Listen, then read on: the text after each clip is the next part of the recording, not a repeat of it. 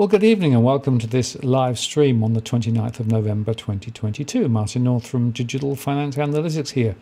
Great to have you all on board. We're going to have an interesting conversation this evening about the financial markets and investing and what's going on, and whether we're going to see the markets turn or whether they're going to continue up, down, sideways, or whatever, what's happening with inflation. And there was a few other questions that came in earlier on, which we'll also touch on as well. Before I bring Damien in, he's just making some final adjustments, I see. I'm just going to remind you, of course, as I always do, that we don't provide specific financial or legal advice on the channel. It's a general conversation only. The chat room is moderated, but I do encourage you to share your thoughts and opinions. This is as of 29th of November 2022, if you're watching in replay. If you'd like to ask a question, I do encourage you to do that. Use that Walk the World to get my attention. And I can then bring the question to the top of the list. And if you want to make your question right at the top of the list, you can always use Super Chat, because I've enabled Super Chat, and that also enables you to make a contribution to what we do here. Always appreciate it. I don't necessarily acknowledge every single Super Chat that comes in because it gets a bit busy, but they are all greatly appreciated. Anyhow, without more preamble from me, I'm going to push this button here and bring Damien in. Damien, hello. Martin, good to see you again. Yeah, I know. Another month flies by. Can you believe it? We're close to the end of the year. In fact, this is your last show this year with us, because the next one will be the first show in January next year. Yes, that's right. So yes, happy holidays to anyone who it's and thanks for a good year, Martin. It has been a very, very interesting year. Very different to the prior year. Yes. Yeah, you know the old proverb about living in interesting times, right? I think this year has been a really, really interesting one. I mean, I made a call at the sort of turn of the year, and I said, I think it's going to be a down year, so I sort of went towards cash.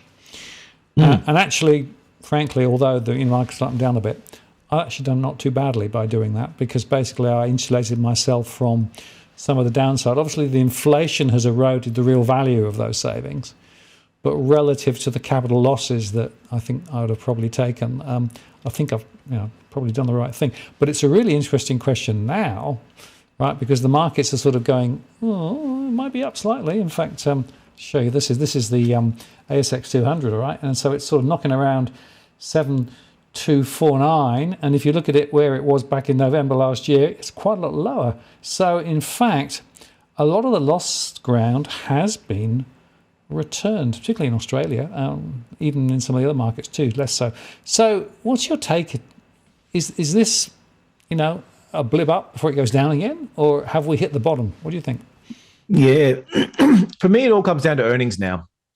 So what we've seen is earnings have just started to turn down, very much at the margin so far, and now the question comes is that will we continue to see earnings fade off? All of the forward indicators are suggesting they will. So everything that you look at in terms of surveys and various sort of measures that look at inventories and forward orders and things like that, all suggest that earnings will fall sort of somewhere between 5 and 10% at least, and with the potential that they could go further. So with that in mind, I guess the thing for me is saying, well, I think this rally's been another chance to sort of reset yourself a little bit and to take a little bit more off the top. Where could we go wrong? Well, the froth has come out of the market in terms of the overvaluation. So we're expensive at the moment, but we're not sort of at the nosebleed expensive levels that we were at the start of the year. And if I'm wrong on the earnings side, and the earnings are hold up much stronger in front of the rate rises and all that sort of stuff, then we could see maybe stocks have bottomed. I don't think so, but you'd have to have a pretty good you have to have a very positive view on earnings, I think, from this point on, because that's where the strength and the weakness is going to show up. Right, and presumably that really does come back to the consumer land, doesn't it? Because certainly in Australia and in the US, what the consumer does or doesn't do is going to be a very significant lever in terms of a lot of firms and therefore a lot of earnings. Yeah, absolutely. And we've spoken a lot about those interest rate rises. I think we saw there was during the week. Chris Joy had highlighted one of the charts, one of the bits of data that the RBA had put together, suggesting that if based on where rates are sort of forecast to go at the moment, and where we've pushed them already, that sort of 15% of borrowers would have negative spare cash. Let alone the ones sort of who are sort of struggling. 15% of people have to sell their house.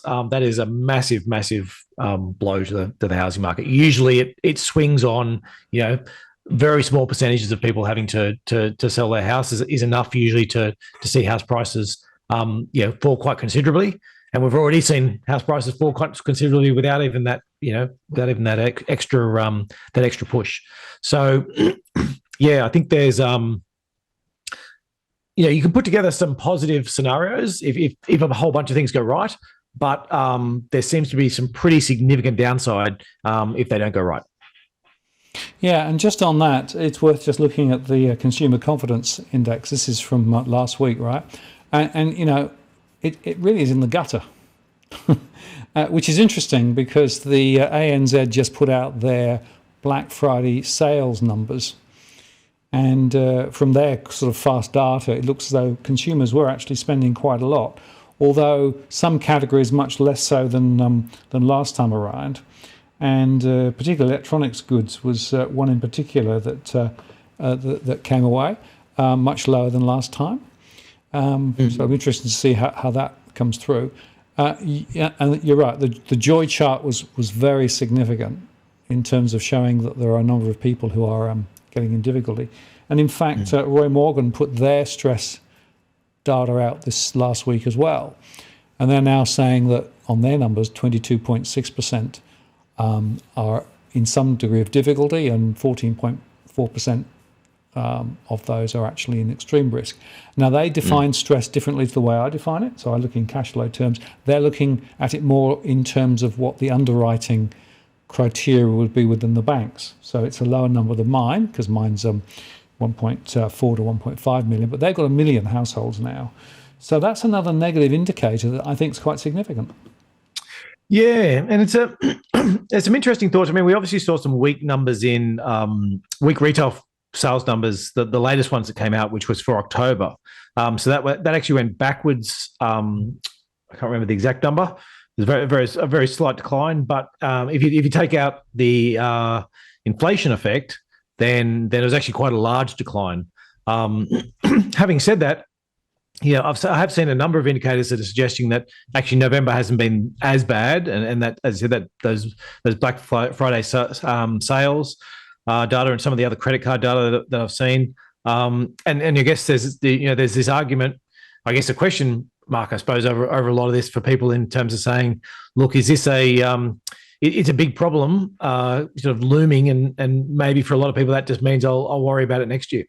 It's yes, there's a significant amount of people with mortgage resets. There's a significant amount of people still seeing those rate rises come through, and it's pretty close to the end of the year. There might. I guess what I'm saying is I wouldn't be terribly surprised if retail sales hold up all right over this Christmas period. I wouldn't be shocked if they fell either.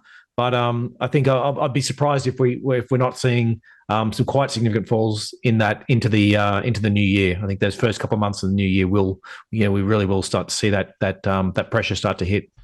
Yeah, and it's interesting that credit card debt is just moving up now, having for the last year or two, three gone now it's gone up a bit, and there's quite a strong correlation, in fact, between those who've got financial pressures and using more credit cards. I see that in my surveys. The other thing I've done in my surveys this last time is to ask households about whether they've had to dial back their eating. So are they eating less meals, smaller meals? And it's quite interesting because over the last 2 or 3 months, I've started to see a bit of a trend emerging. We are starting to see more households choosing to change their meals, eat less, certainly don't eat out, but eat in, all of those things seem to be there as well. So that's another indicator in my data that suggests that ahead things are going to get more tricky. And of course, remember that the interest rate rises don't hit immediately. It takes 2 to 3 months for those to flow through on variable rate loans. Well, and that, 2 to 3 months for just the very first part to occur. Yep. Then the actual effects, take up to 12 months. Yeah. Yep. And in fact, some of the research suggests that it could be up to 18 months before you see the full impact of those rate rises really hit. So one reason perhaps the RBA is more right than wrong to say let's go slow rather than too fast. But of course, New Zealand, 75 basis points, ping, cash rate. Yeah, it's one thing to say let's go slow, not so fast, and it's another thing to say after you've just raised rates faster than they have ever done in the history of their entire. Absolutely, yeah. So I guess it's worth just reflecting on the RBA briefly because, of course, I'm certainly sorry if people listened to what we said and then acted on that and now regret what they've done. He said yesterday in Senate estimates. First time I think he's been in front of Senate estimates, which is a sort of a weird sorry but not really sorry. Yeah, that's right. It sounds a bit like the sorry if you've been offended, Martin. That's that's right. It's the Morrison school of saying I'm sorry, right? Yes, that's right. Well, it's. I mean, I don't know whether there's what the legal issues are. I'm not a lawyer, and so I suspect there's a little bit of this type of thing they need to be a bit circumspect about. But it's. I think there's one thing to I guess from my perspective, it's one thing to change your mind, but it's another thing for the RBA. There's that comment, but the other thing on top of it was from a trader's perspective is they basically saw that the markets changed the RBA's mind for them. So the RBA promised they're going to keep these rates low, and then the market started trying to push them up, and the RBA basically capitulated. Yep. And so I think on a few fronts they've lost a bit of credibility. And I don't mind if they wanted to capitulate after, but actually say, okay, now we're doing this on purpose. We're not doing it because markets made us. We're drawing a line on the land, stopping markets at this point, and then we're saying, okay, now we're actually going to let it go because we want to, not because we're making these suggestions. And well, just remember, yield curve control was basically busted because the markets said, yeah, absolutely. And I feel as if he could make that same apology to anyone looking for yield curve control. Absolutely. I'm sorry if you listen to me. I'm just a lowly central banker. Sort of begs the question then. Is the central bank here really on song or not? And I guess around the world, if you look at New Zealand, Adrian Orr in New Zealand has been very clear, particularly over the last 3 or 4 months, and saying inflation has to be crushed. We've got no choice. That means we've got to put rates up. People are going to get hurt. House prices are going to fall. There will be some businesses damaged, but we've got to do it. And if you look at what the Fed has been saying, more recently, they are still saying we've got to put rates higher. It might go up slightly slower, but we've still got to put rates higher because we're not. And in the UK, of course, where they've already got a recession, again, another big rise there. So it almost feels as though the RBA is sort of somewhere different from pretty much every other central bank. Now, the question is there something unique and different about Australia? Maybe it's just the amount of debt we've got. Maybe that's the reason.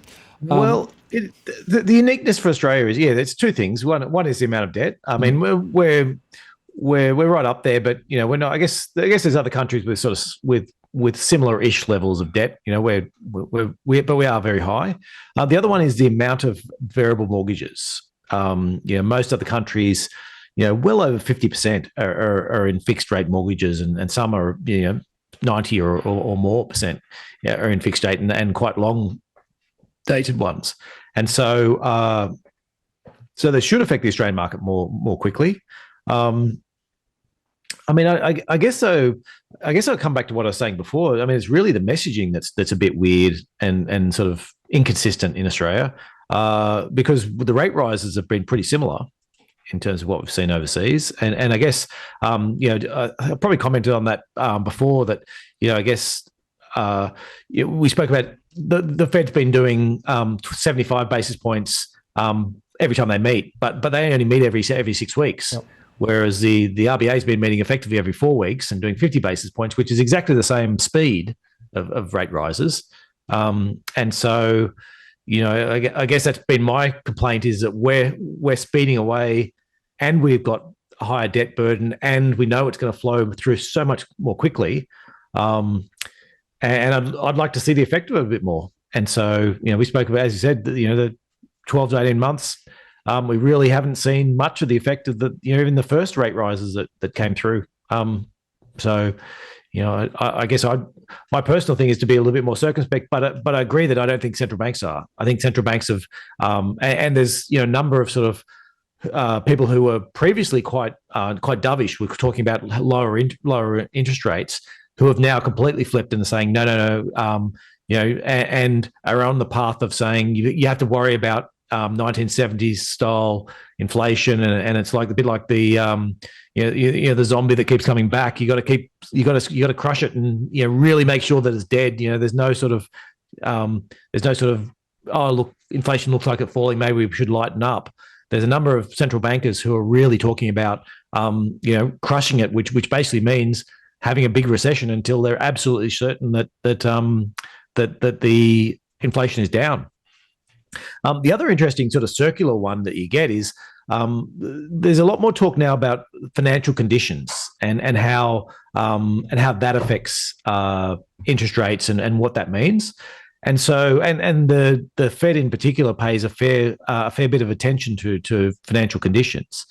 And one of the measures, and why they look at that more now, is because there's this recognition that as we've been blowing all these asset bubbles, there's this wealth effect that comes from blowing these asset bubbles. And when you do so, it positively affects inflation on the way up and negatively affects inflation on the way down.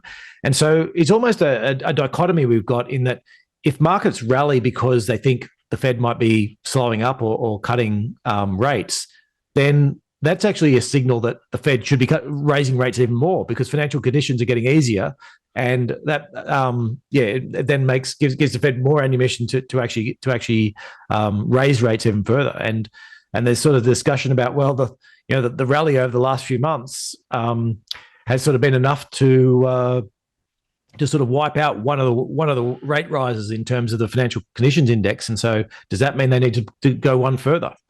And so, that's sort of one more reason why I think that, we're at the point where if the markets keep rallying, the Fed's just going to keep raising rates. So it's a little bit catch-22. Well, they keep saying, we've got to get demand under control because it's a supply-demand disequilibrium.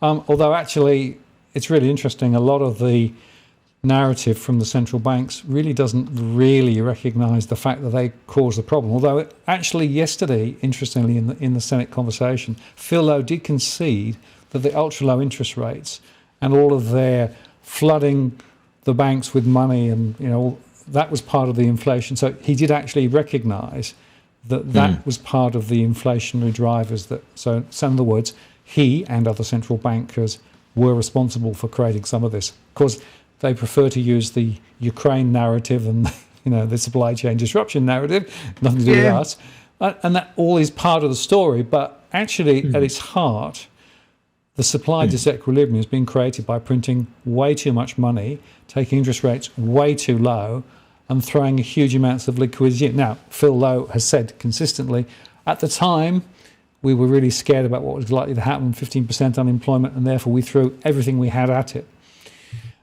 My problem with that narrative is it started to become clear quite early that, in fact, it wasn't going to be as bad, and yet they still went on. So there was probably a year to 18 months where I think they could have started to turn the dials back and not create such a big problem, but maybe I'm just being a little bit post the event. Yeah, I guess I look upon it's an extremely important question about how much of this is supply side driven and how much is demand, and how much of it is because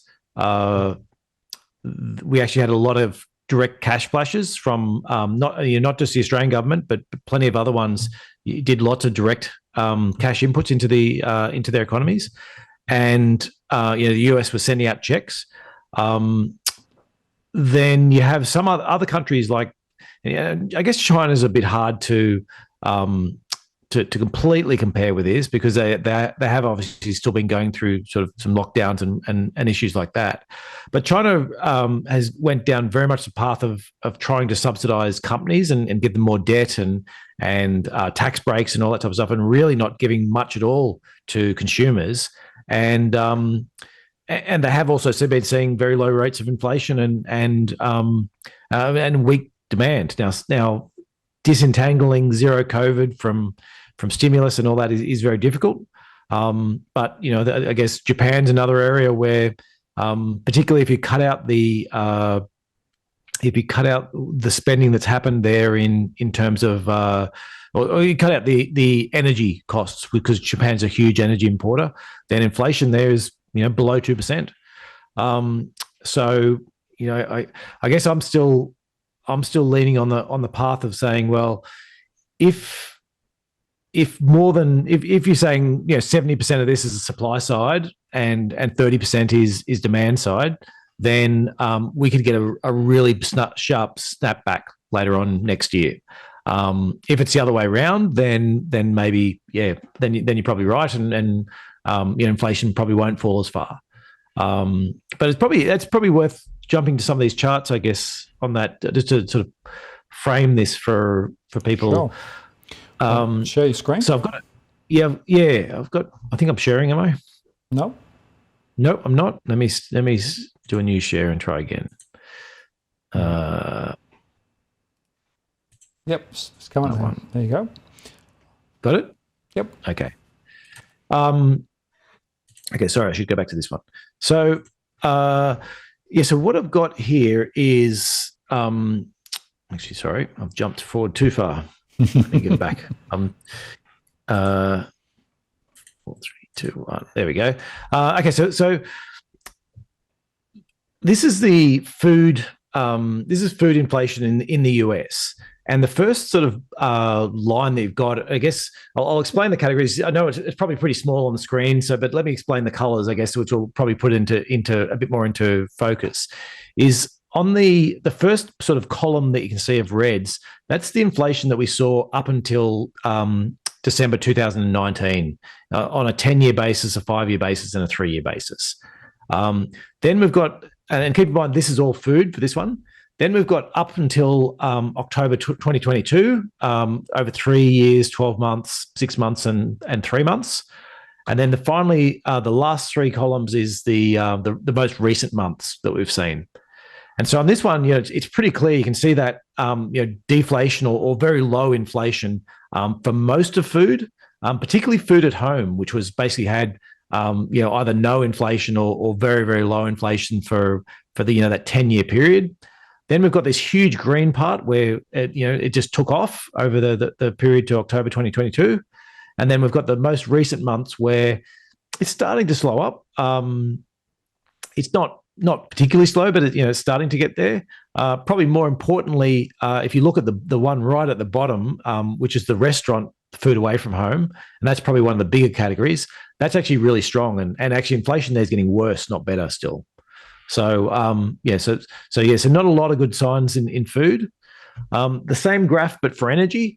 Now, energy is a bit all over the place. So you've had deflation for years in that, but actually the last 3 years to 2019 was pretty positive, and then you've had this roaring inflation in energy for some of it, and then the last couple of months these big negatives, and then there was a big decent sized rise in October, and we've probably got a bit of a fall coming for the next one. So that's a little bit all over the place, and really depends upon where your starting point is. The most interesting ones is when you start splitting it into goods versus inflation. Now, goods was a solid source of deflation. Over the 10 years, you basically had negative 0.3 inflation. So, deflation in goods prices. You can see a lot of that green in the middle column, but there's a few specks of red, and certainly that last sort of over 3 months to October, there's a number of sort of chunks of red. And in when you start breaking it month by month, October itself, there's starting to get some pretty negative points on the goods side, and we're back to deflation. Goods were down sort of 0.4% in October. So very much that what we've been talking about, saying a supply chain. The supply chain problems are now going away. They're starting to people are starting to switch back from goods into buying services as they're able to travel more, and that means that we're starting to see that deflation into goods. And then finally, the services side, where the 5 and 10 years up until 2019 were pretty strong. Like you saw services were growing at sort of 3%, almost 3% inflation for most of that time period, with a couple of exceptions. Things like telephones and internet had deflation, but most of the services sector was seeing inflation. Some pretty good inflation through to October and getting stronger, and not I think if you were extremely optimistic, you could see some positive signs in it. It's probably really it's a glass. The glass is halfway. It's I think you could probably call it half full or half empty, depending upon if your approach. But there's still some reasonable signs of inflation, but a few pockets where maybe there's things might be starting to ease. But I guess that's that narrative we've been speaking about in the last few months about the handover from goods to services is still very much in swing, and we are starting to see that deflation starting to come through into the goods sectors, but not yet leak into the services. And just work on that, of course, services is going to be much more directly correlated to wages growth, isn't it? Because that's absolutely predominantly people. Yeah. And the other thing as well is worth, I didn't show the chart. I've got a chart as well that I should have thrown up, which is basically just showing as well that if you have if you thought financial conditions right now were perfect, like interest rates were exactly right, and we were going to start cycling, a little bit less than 0.2% per annum, per month, every month from here on in, so that you end up with 2% inflation. Then because of the way inflation's been rising in recent months and how it's put this recent spurt on, it's going to be March or April before you actually get inflation. Well, come March, you're still talking about 5% inflation. You're going to be talking about as a headline number.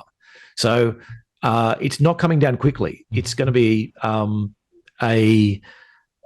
and even, I guess, when I say it's not coming down quickly, even if inflation went to deflation tomorrow, like from November onwards, everything's back into deflation, you're still going to be at 2% annualized inflation, come March, because of the inflation we've already seen this year.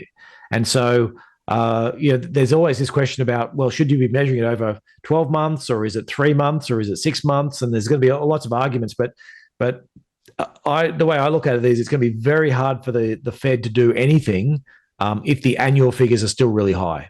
Even if they're looking at the last 3 or 4 months and saying, wow, it looks like we've got deflation, we've done too much, they might take their foot off the accelerator, but it's very hard to see them, actually reversing if you've got annual inflation still at, 4 and 5%.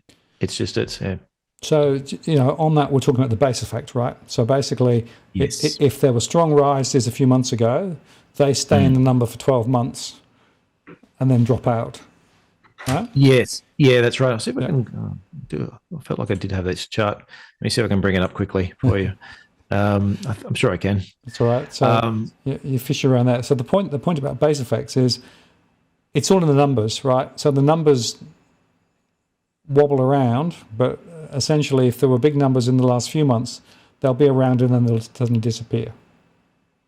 Is that, have I got that inflation one showing now? There you go. I'll put up a bit more.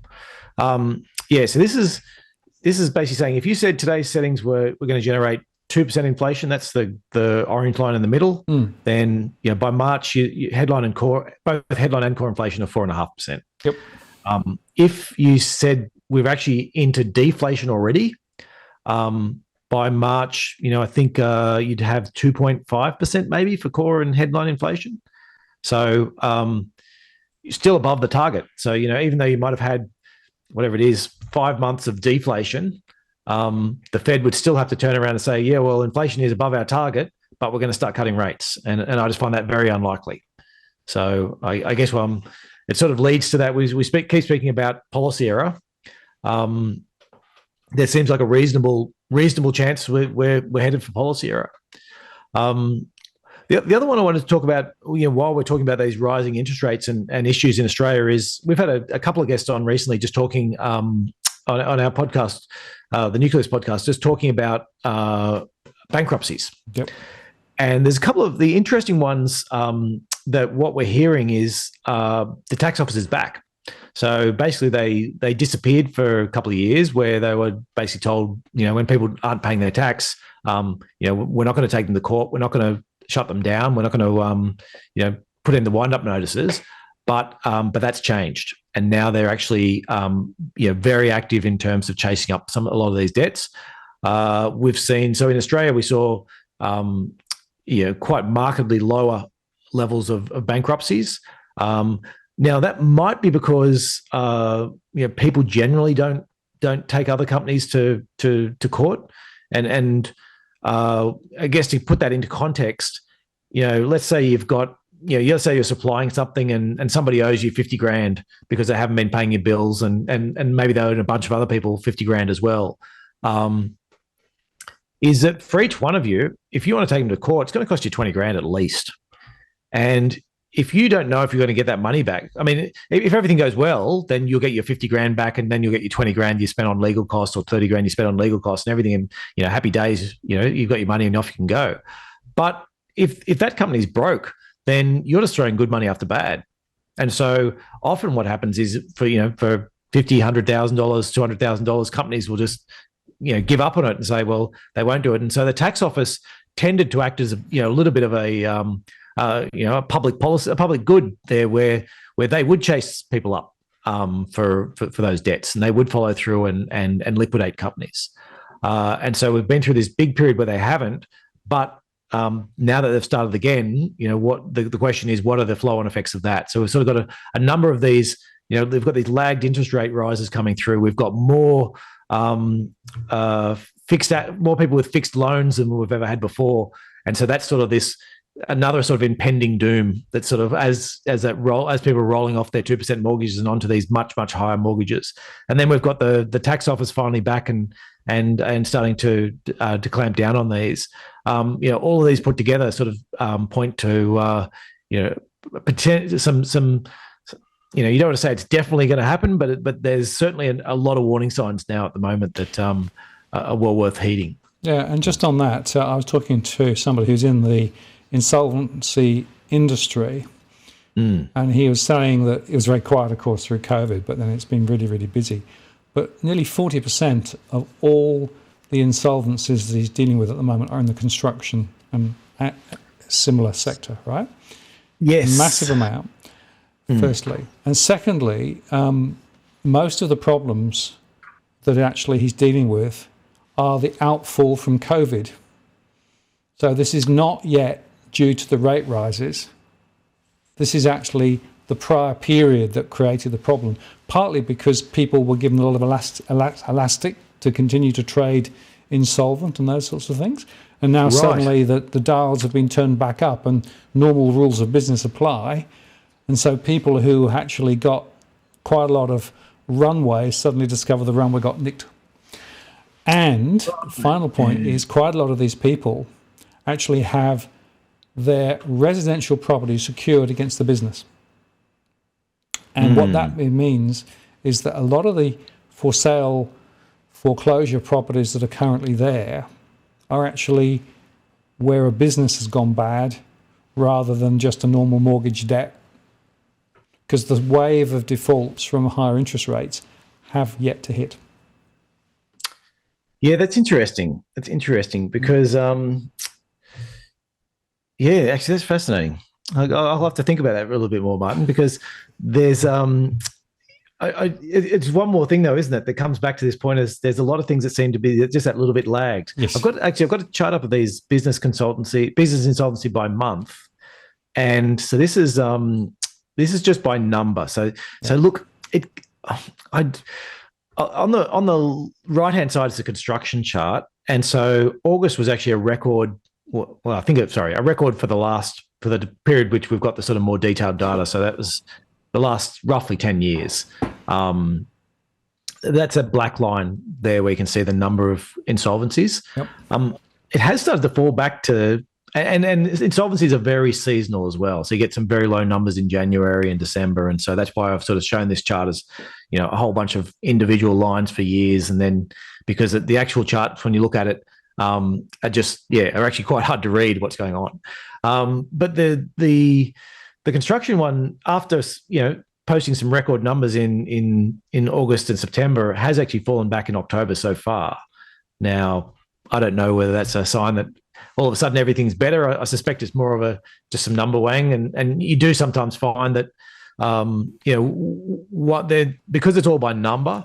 One person with 30 different companies, but they're all really small, might fall over, and that's treated as 30, and then one really large company falls over, and that's treated as 1. And so I don't think you can completely take these numbers to heart, but there's certainly what you're saying there about construction. It seems really high. Whereas on the left hand side is the total number, and so the bottom two lines is 20 and 21. So we're well above that, but we're still at the bottom end of the recent range of that sort of the 5 or 10 years before that. So there's still even though as I said they're so much higher than what they were for the prior 2 years, they're still not that high relative to the rest of it. And so the great question, which I think every insolvency person I speak to gives me a different answer, is there going to be a catch up or not?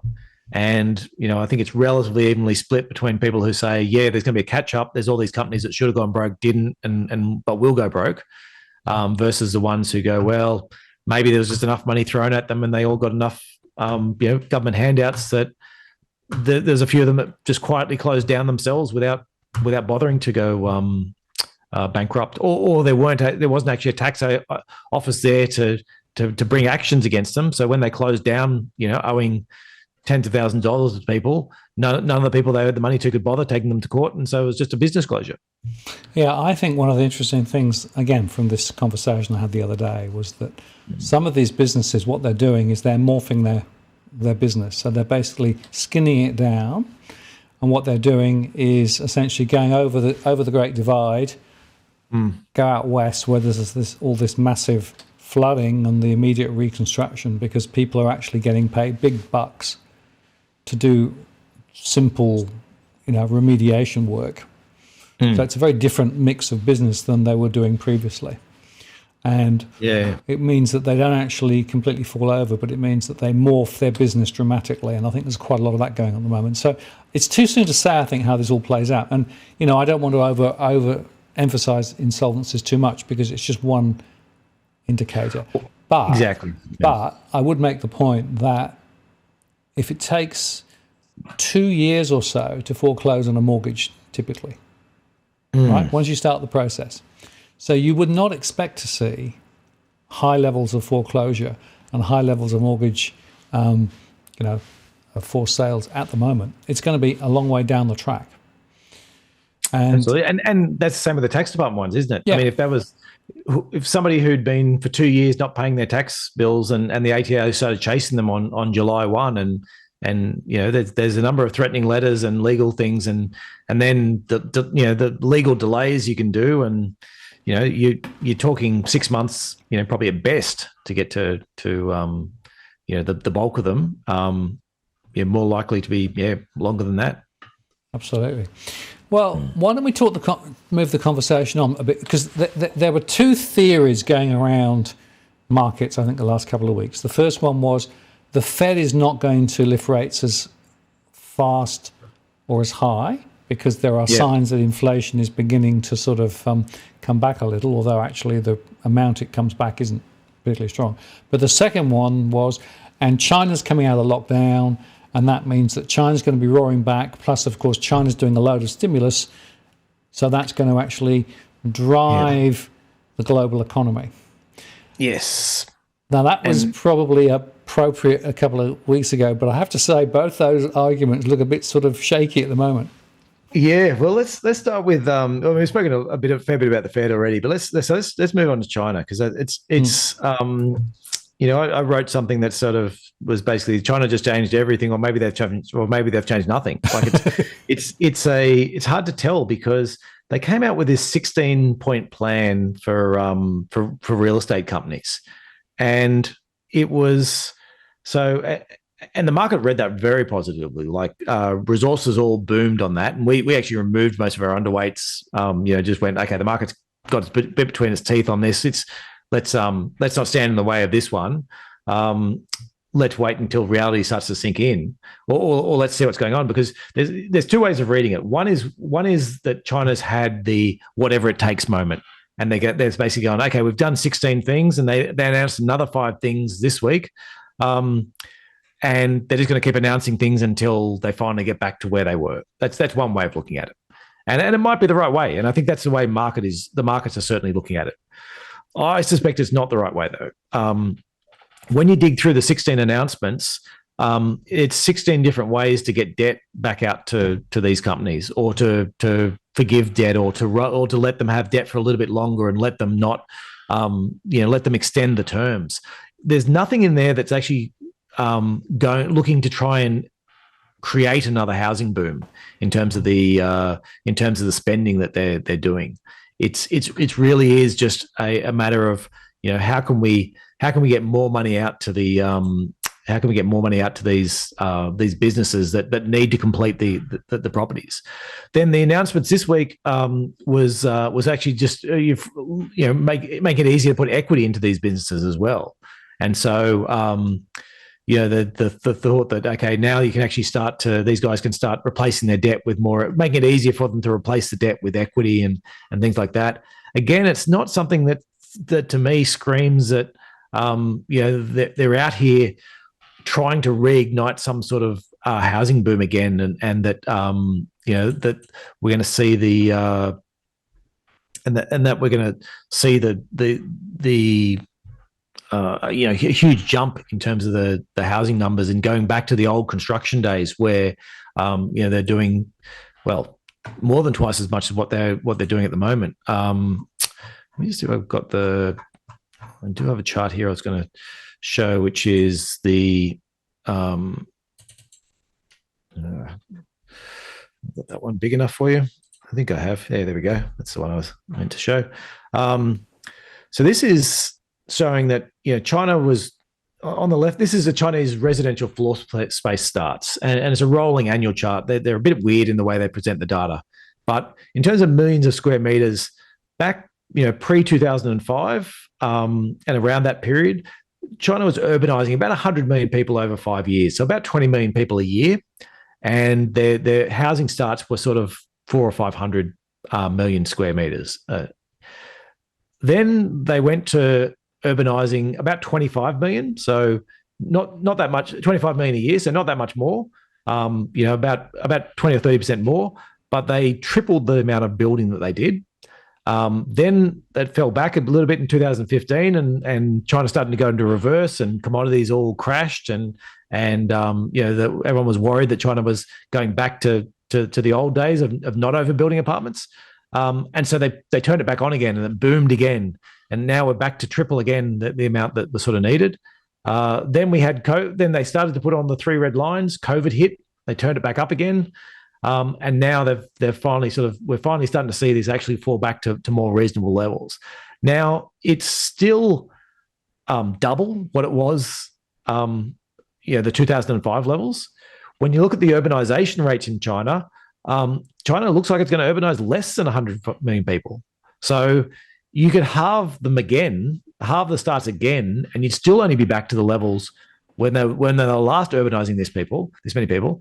And that sort of ignores the big overhang of empty apartments that's out there already, and the apartments that are being constructed but aren't finished yet. So one in every 6 households, or one in every 6 urban households, has a new apartment being built for them right now. Like, it still hasn't been finished, let alone the ones that are finished and completed and sitting empty. Like, you could easily come up with some pretty good arguments to say that these are going to be a lot lower. Now, none of the stuff I'm seeing out of China says we're going to try and get the property boom going again. No. We're going to try, and it's all about construction. We want more buildings and more of this. It's all about saying, how do we complete the existing ones, and how do we make sure that these existing developers don't end up going bankrupt, and don't sort of start bringing down the rest of the economy with them. So if it's true that this is a whatever it takes moment, and China's going to reverse this, and they're just going to keep throwing money at the problem until that blue line goes back up to where it was before, then buy commodities with your ears pinned back. We're in for another boom. If that's not true, if it's just they're trying to complete the ones they've got and they're trying not to bring the rest of the economy down, which is what I think seems more likely, then it's not a positive sign for commodities, and it's almost time to start selling them again. Yeah, and just a couple of observations. Of course, the other thing they did was to reduce the RRR, in other words, the reserve ratio, right, which basically allows the banks to lend more, and they keep doing that. Of course, there are risks attached to that because it means the banks have got less capital, right, in terms of buffers. But again, if you look at the quantum that creates, it's a sizable, but it's not earth-shattering. So it seems to me that a lot of the stuff that they're doing is about just keeping a few balls in the air rather than fundamentally trying to give a huge momentum back to the whole market. So I agree with you. I don't think that this is actually a return to where they were previously, which means that if you're betting on high consumption of steel and other commodities because of it, I think that's probably a bit optimistic. Absolutely. Yep. And I've sort of run a few times my thoughts on copper as well, in that copper is its biggest use is the Chinese housing market. And so when you look through all the uses you could possibly get, and there's a number of people who've been pushing stories. I'm apologize. I can't remember if I spoke about this last time, but there's a number of people out there pushing this story that there's going to be this huge copper shortage, and you need it for the grid, and you need it for solar and all that type of stuff. And the thing is, yeah, you do, but it's a small part relative to how big the Chinese housing market is. If the Chinese housing market isn't using all this copper, then we've got heaps of spare copper. Yep. And if we don't build as much, if the grid turns to smaller grids with local batteries and less sort of spread out right across the country, then we might need less copper again. And then there's some new mining techniques they're looking at that are sort of going through some of the old copper that might mean that there's a whole bunch of extra copper that's now available and at a lower price. And so there's a number of the commodities that people are most bullish on, and in terms of talk that I have some pretty serious concerns about. Yeah, and I suppose the other thing China-wise is the lockdowns are still there, and the fact they've got a higher case numbers than previously, and they had those various protests over the weekend, which were quite widely reported. People standing up with blank sheets of paper, and that they've sort of started to try and cramp down on them now. But it does feel to me as though we're at a bit of an end stage game with regard to the lockdowns, and I suppose you could argue that Xi's got through the conference season, as it were, and got the endorsement. So will they or won't they, or will they continue for the fourth year to continue with their COVID zero strategy? Because that's the other factor. Again, the markets 2 weeks ago were very bullish on China reopening and the lockdowns effectively being a little bit more fluid and flexible. Yep. But you wonder now whether that's actually the right way to read it again. Yeah, well, I mean, the Chinese people are with you there, aren't they? They're trying to get out of lockdown. Yep. Look here. There's so many different angles you can take on this one. I'll probably start with the one that says, well, look, China has got more control over what their people hear and see and have ability to access than any other country in the world. So, and I think they have a desire to keep the protests to a minimum. And so I think if any country can crack down on these protests, then it's probably China, more so than any other country in the world. Yep. So that's one front. The other one is they're actually not that well vaccinated. So there's a lot of the older people don't have it, and the vaccines aren't that good. And so, genuinely speaking, if they go to COVID, they ditch COVID zero and let it loose, you could be talking 5 or 10 million people that could be at risk. Now, China it's almost as if they've gone down a path at the start where they've said, okay, we're not going to use the Western vaccines, we're going to use our own vaccines. And once they've made that decision, now they genuinely have this health crisis of will they allow that many people to die, or will they just keep it quiet? They've spent 3 years explaining to their population how great China is, that it's protecting its people, and how bad the decadent West is for letting this run rampant, and how you need to be vigilant and you need to accept being locked down, and you need to accept that you're going to be tested multiple times. I heard a statistic, and I don't know where I don't know. It was on a podcast, so I don't know if it's true, but they're talking about it costing 1.5% of the GDP per annum to do the testing, which might be true. It's certainly in the realm of the amount of testing they've been doing. It's clearly very expensive to do that. So I guess where I'm coming to with it is it would be a very difficult decision to open up and just say let's let people die, and maybe they'd hide it and just push on. But it's not as simple as other places where we obviously in Australia we had our limits where everyone was the race to, if we can just get this many people vaccinated, then we can all start opening up and we can all start. You had to get your 2 shots, and then everyone was free. China doesn't even have the deadline there, because they're using vaccines that just aren't as effective, and so and they will have to then go, okay, we're going to use the ones from the West. I don't know what the way out is, and that's one potential though as well. I talk a lot about the China housing, and could I see a scenario where they want to get out of this, and so then they let people go, they let it go, they try and dampen down and sort of hide the number of deaths, and in the meantime they start this massive stimulus program to get housing going again, and all the things they used to do. Yeah, sure, I could see them doing that.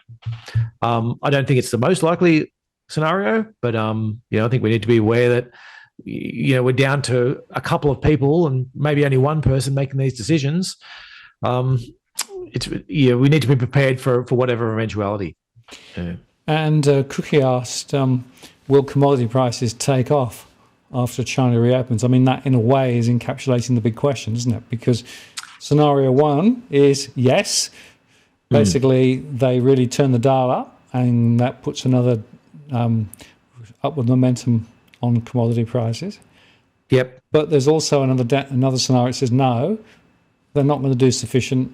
They'll continue to sort of hunker down, and actually commodity prices have sort of come off the boil quite significantly at the moment. So it's a really big question.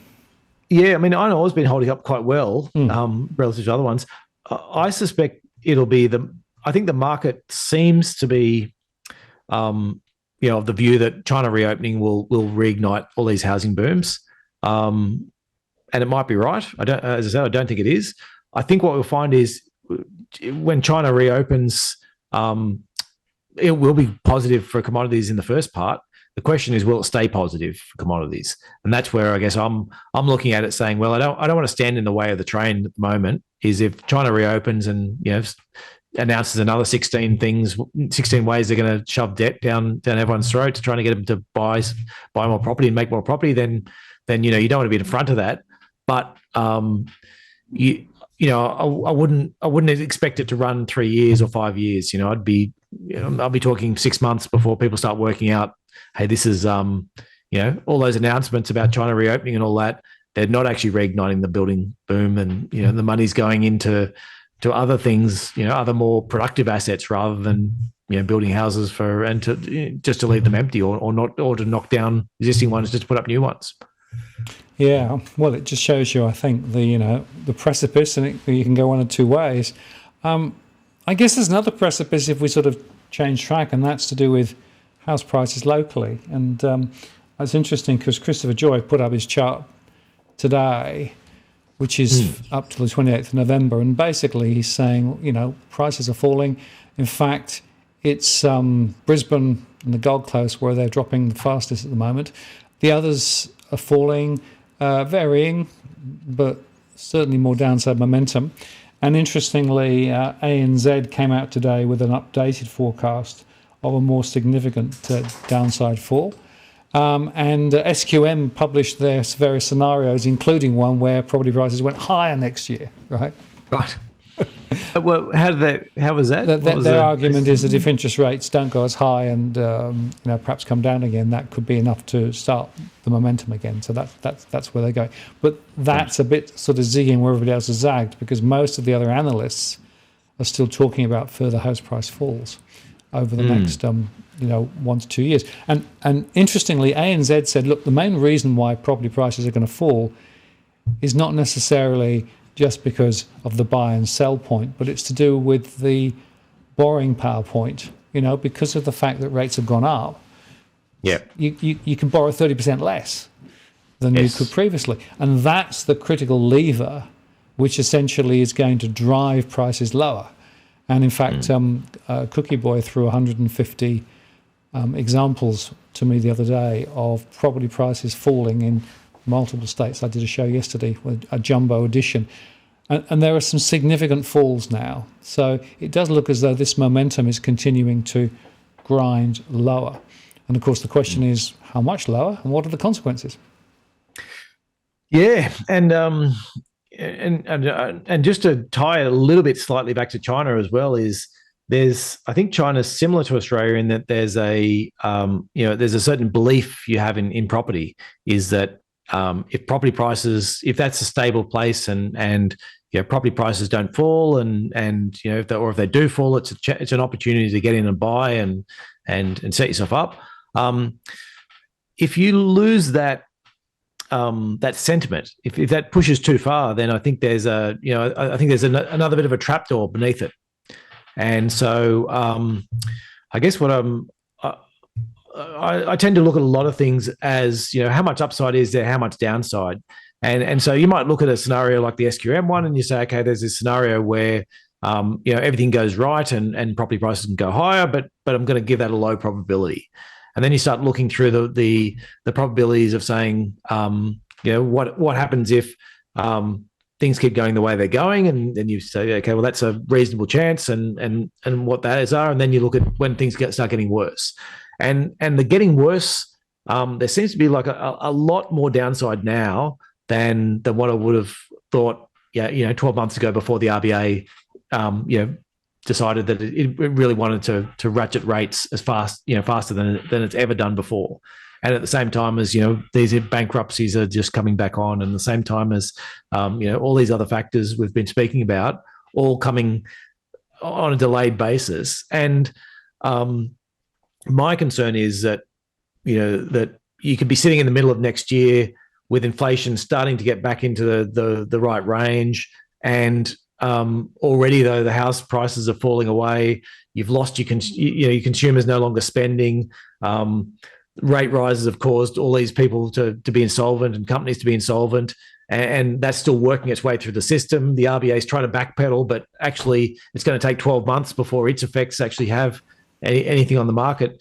You could see some scenarios pretty easily where you get quite significant downside, in the 10, 20 percent levels, without having to try too hard, and let alone if you ended up in situations where, for whatever reason, inflation stayed high and central banks decided that no, a recession's not enough, we need a depression to wipe out this burst of inflation.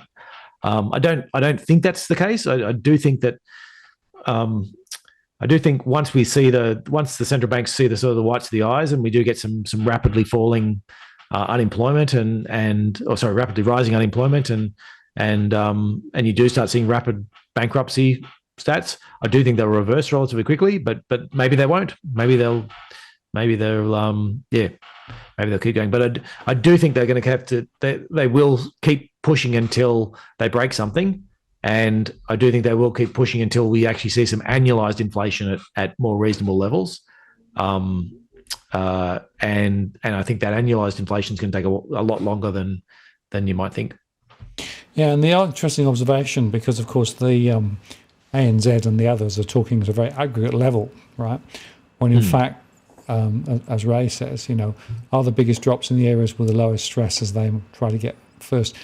The truth is that ANZ and the others don't do granular analysis. It's a very much a top down, think of a number, double it sort of story, right? And use the property line. Yeah.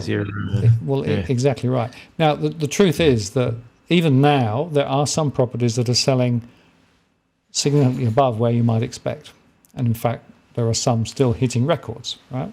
There are other areas where property prices are already sliding quite fast. Units are actually moving down a little less significantly than houses, because houses went up really fast over the previous couple of years. So all of those dynamics are sort of in there. So it's always, I think, worrying when you see these generic conversations about where property prices are going, and it really doesn't tell you a lot, which is why I always say you must go granular. But what I am seeing is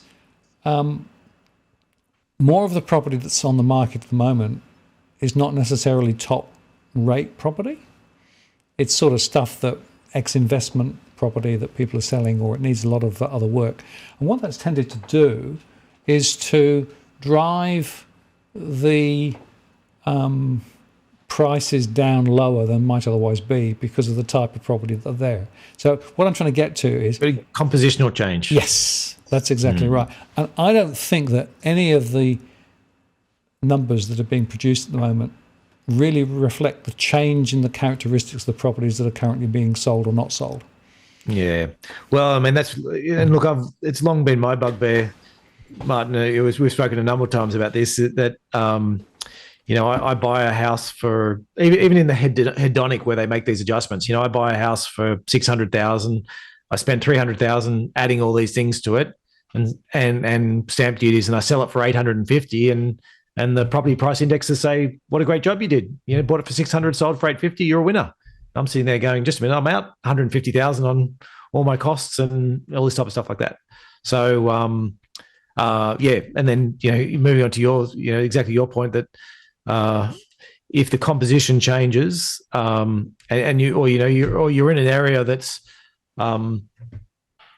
that has just built a whole bunch of schwanky new apartments, and it's got a bunch of old apartments, and then all these new ones are selling for 50,000 more than the older ones, because it's a huge development, then it makes it look like prices are booming, whereas maybe it's just a quality difference. Well, it's interesting because I had a one-on-one conversation with somebody who's got two properties down in Melbourne. One was in a high-growth area where there were massive amounts of units. Bought about 4 or 5 years ago. Prices are lower than they were. Right. So there's no capital appreciation there. Also have a house slightly further out, doing quite a lot better. So it shows you, I think, the mix and location is really important, which is why I get very frustrated with these high-level, highfalutin numbers that really are quite meaningless. And quite often when I have these one-on-one conversations, I have to say, look, ignore these generic averages because they mask so much, right? Yeah.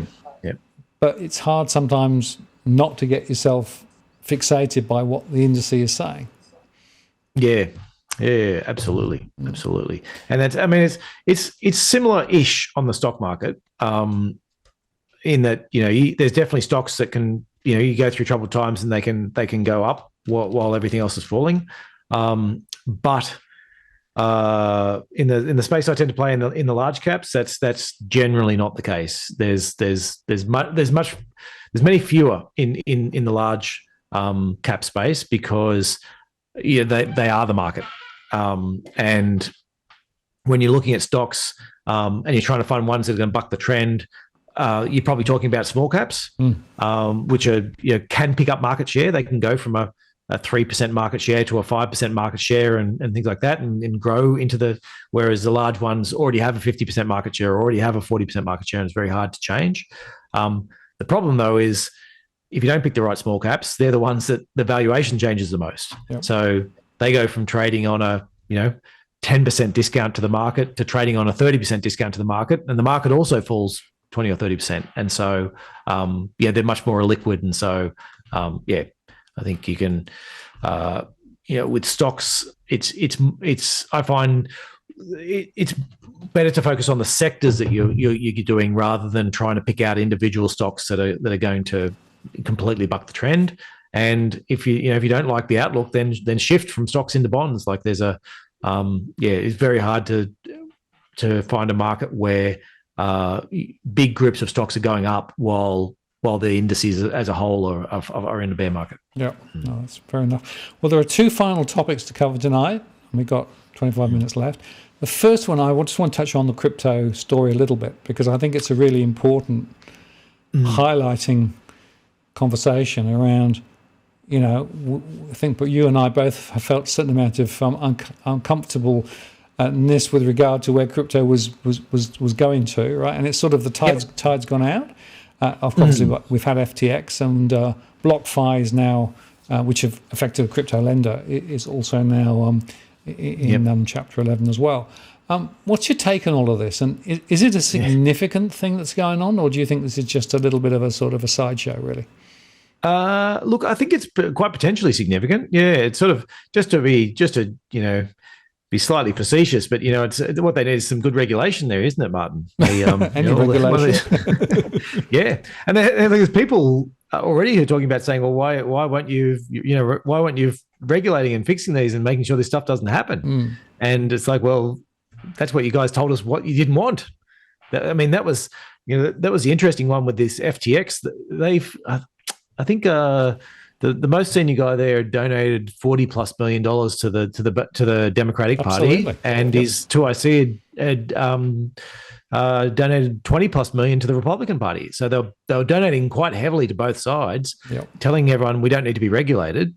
And what a surprise that unregulated industries end up having frauds within them. And interestingly, the SEC were investigating them in the US a few months ago, right? So there was some sense of things weren't quite right, but it rather gets the feeling they didn't really take it that seriously. And as you say, they were flashing money around and were seen to be in the in crowd. Everybody wanted to be seen naming sports grounds after themselves, sponsoring all these different things. One of the things I wanted to highlight is this concept of multi-level marketing, where effectively the small number get in on the ground floor, and then they basically make a mozza and they pull more people in who then make less, and pull more people in who make less still. That is what is at the heart of this particular structure and the particular entities. And it is about psychology, and it is essentially about hoping to make a quick buck and hoping that you can find a greater fall. Absolutely, and some of it as well is this idea that you don't need the regulation. Without regulation, you can do all these extra things, and so when you talk about other markets, what happens is you get separation of a lot of things, where it's like, okay, you're doing this part of it, you're not allowed to do this other part of it. So if you're a broker, for example, you're not allowed to be out there trading against your own clients and selling them products that you've mispriced yourself, or selling them the bonds and everything you've mispriced yourself. You need to be doing these on listed exchanges and things like that. And so the problem with a lot of the crypto ones is they were acting both sides. They're both I had a group come and talk to me about it, and they're explaining about how they make money both buying and selling particular instruments. And I'm like, how do you do that? How do you make money on both ends of the deals? And basically it was because retail consumers don't understand it and they can't price it, and so we can rip them off on one direction and we can rip them off on the other as well. Which, by the way, I just be a bit facetious, but that is precisely what investment bankers were doing in 2008. Yeah, well, yeah, but you're right. You're right in that in terms of those ones. I think they'd probably say that there was the ones I'm talking about, though. Investment bankers generally rip people off in terms of they package everything up and then they sell it and stick a margin on it, or they'd say, oh, this is fee free, and they just rip you off on the cost of the options. Whereas it looked as if these guys were doing that, and then when they're ripping them off to sell them the product, and then when the guys needed to get out of it, they were then ripping them off, back in the other direction, and taking something to sell it on to the next person as well. But and the other thing though is that a lot of these are paying, they're paying these quite high interest rates. Some of them talk about 4 to 6% interest rates. Other ones talk about plus 10% interest rates. And the first question you go is, how the hell can they, like, Bitcoin doesn't pay an interest rate. Like, there's it's not like there's a natural, interest. It's not like money where you have interest paid and you're lending it out and people are borrowing money in it and all that type of stuff. It's not, and you're not seeing people out there loaning massive amounts of Bitcoin that sort of would justify the paying of interest rates. And the reason why is because most of it's derivatives based. Like, they're basically, what they're doing is they're using your capital as collateral to then go and trade derivatives off the back of it. And there's a hell of a lot of risk. And for people to go, oh yeah, I'm getting a 10% interest rate on my Bitcoin, is like, what are you doing to get that? Bitcoin has a 0% interest rate on it. Like, it shouldn't be paying you anything. The only reason they're paying you that is because they're taking it and they're doing really, really risky things with it. And so, I mean, because the thing is, if they're paying you 10%, they're not doing it out of the goodness of the heart. They're probably making 20 or 30. Yep. And, and paying you a small amount for it. So, yeah, I think there's, if it seems too good to be true, it usually is. And, if you don't understand what it's doing, then you might be better off finding an investment where you do understand what it's doing. Like, that's, and what I like about it is that, a lot of people who are into this claim that there's a mystique about it that you don't understand because you're too old, or, you're too traditional, or blah, blah, blah, right? Actually, what it really means is that if you've got a nose for risk, and you actually have seen this sort of stuff before, and I probably both have, you're a bit more skeptical about this magic pudding that's suddenly been created to produce, an amazing return, as you say, too good to be true. And interestingly, if you go to BlockFi basically is a crypto lender, right? And they were bailed out by FTX. By FTX, right? Yeah. And the quid pro quo was that they would actually put a lot of their stuff back through FTX, and now it's gone, which is why they've had to fold as well. Yeah, well, and the other thing is, and that comes back to counterparty risk as well. Yep. So you have this problem in a lot of this, is that this is exactly why we have exchanges. So we've got exchanges because when I buy and sell, when I've shorted a stock and then I've taken a call option out, or whatever it is, I've sold a put, and I've done various things. So I've hedged my position so that I don't have these unlimited losses that could potentially take me under. That I'm relying on the fact that there's an exchange out there, so that when the worst happens and this thing I've shorted actually goes up in value, and I want to call on my hedge so that I don't set myself broke, I can trust that they've been collecting the margin, and I can actually do that. Now, in a lot of cases, the same exchange that sold you that was also providing that other service to you, and so they've got this huge conflict of interest, and also and so that when one leg of my bet goes wrong, and I look for my insurance, well, the insurance has been taken down by that same company that took down the first leg of my bet, and so. That's the danger from here, is that you just see a string of these just sort of fall over one by one.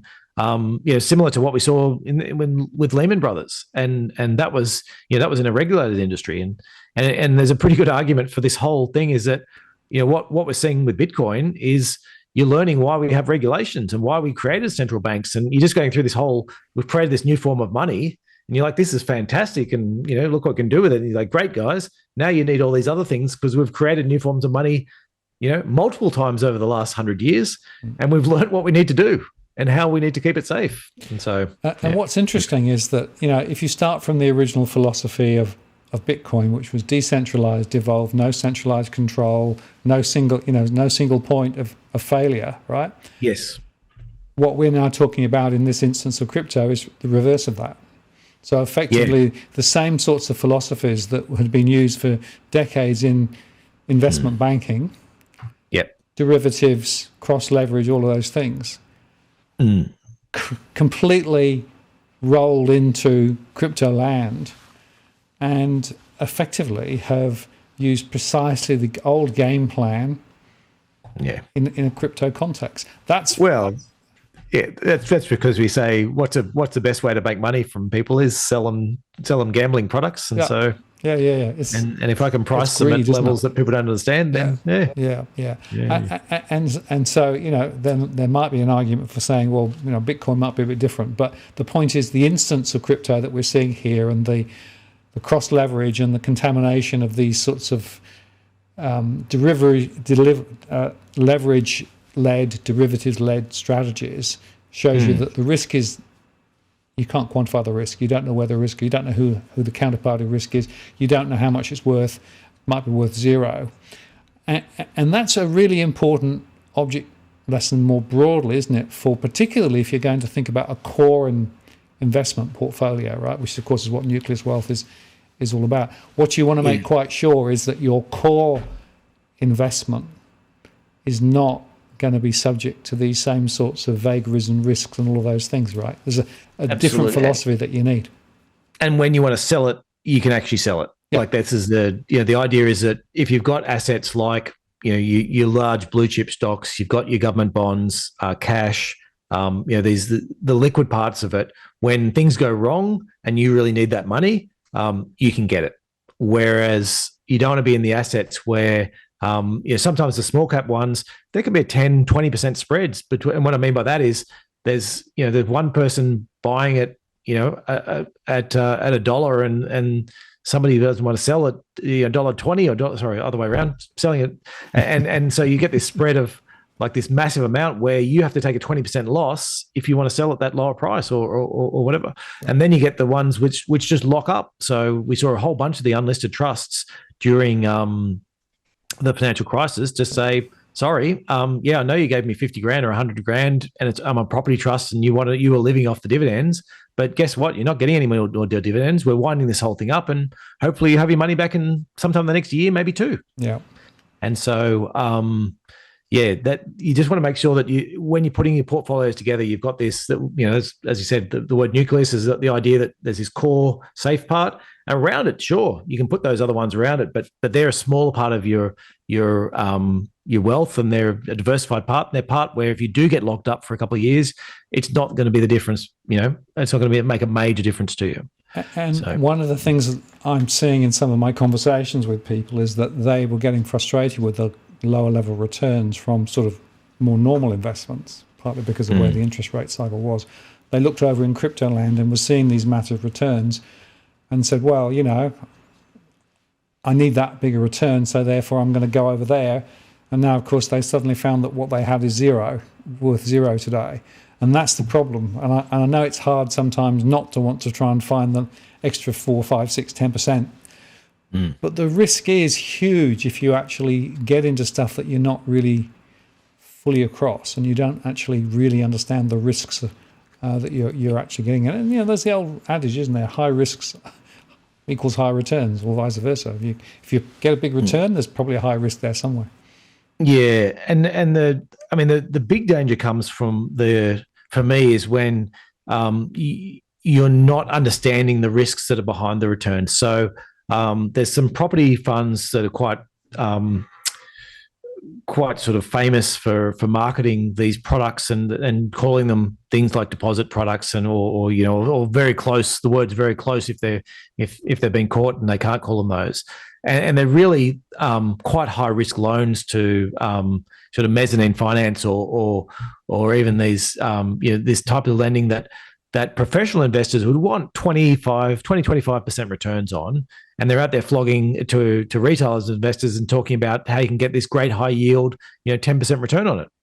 And, an institutional investor would look at that 10% return and go, that's crazy. Yeah, sure, it's high, but seems high, but this thing is so risky. I want a 25% return to take that risk.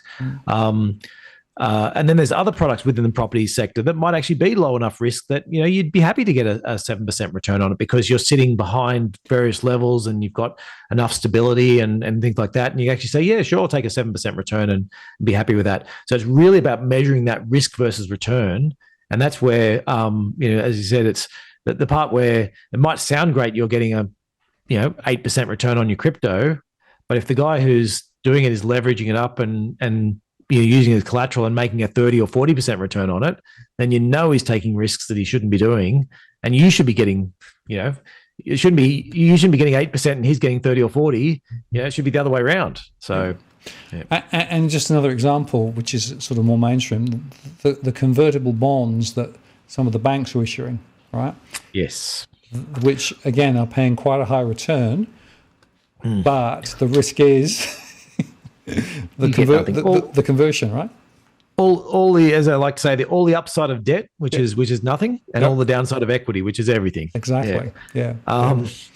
So I think it's an important point, and there's two different instruments I'd like to sort of highlight on this front. One is bonds. The word bond can mean a government bond, that it's like the Australian government, and pretty much if you're looking at Australian dollars, it's as safe as an asset as you can get.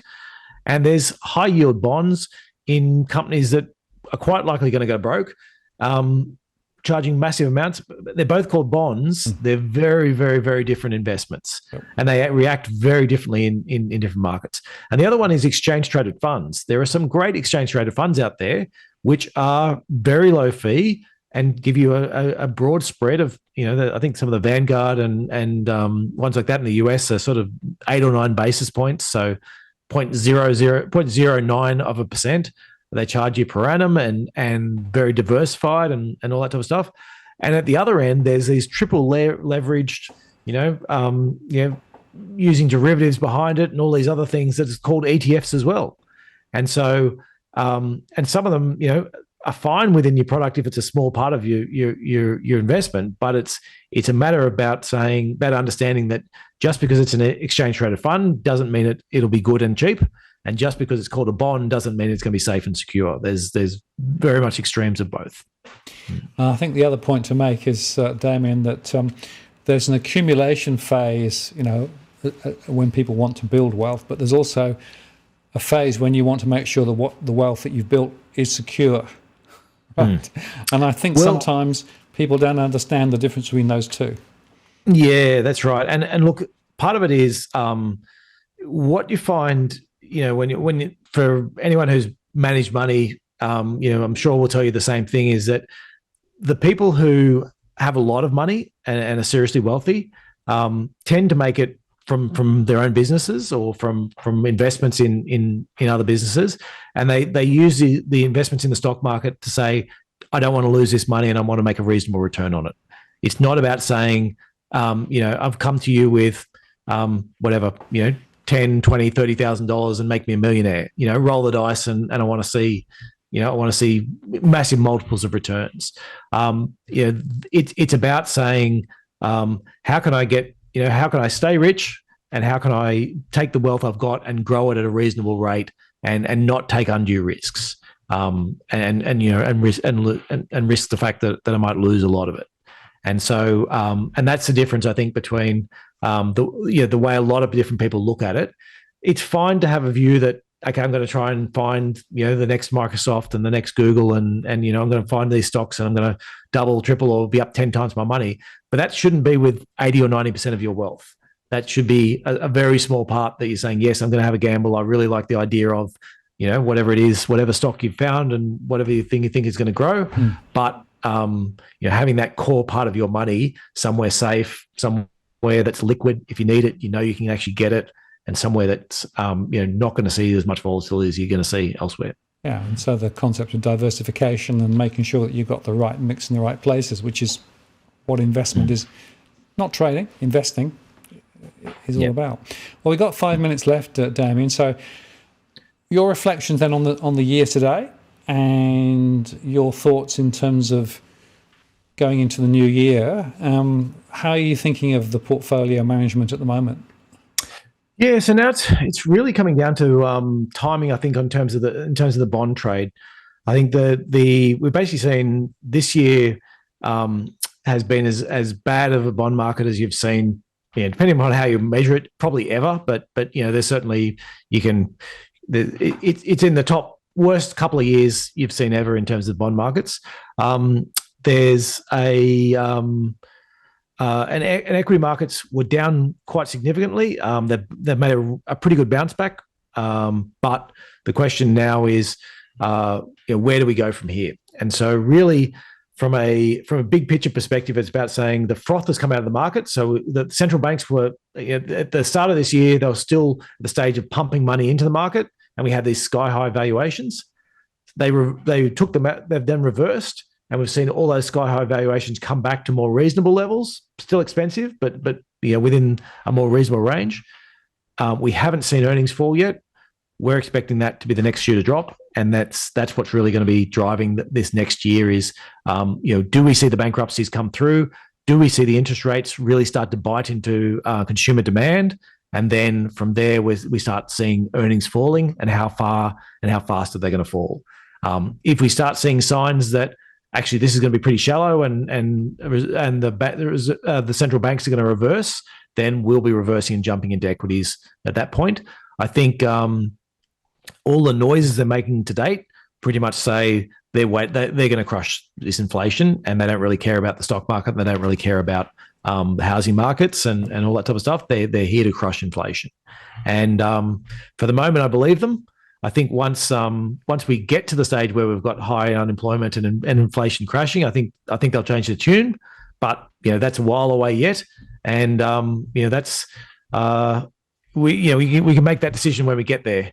But for my 2 cents at the moment is I think they won't get there until it's too late anyway. I think given the way everything's delayed, by the time they've worked it out, it's going to be too late, and the recession will be baked in, and so we're taking it from there. So for now, it's waiting and watching. I think the bonds are pretty close to as far as they're going to go in terms of bond yields, and so that from here on, there should be some decent returns in bonds, and then hopefully from there, it's as bond yields fall first, which means bond prices rise, and so you make a little bit of money out of that. You're not going to make huge amounts, but you'll make a little bit out of that, and then and it will keep your money safe, and then we'll be flipping into equities, hopefully at lower levels, having seen earnings fall, and then starting to see some reversal and things like that. So, that's the rough plan.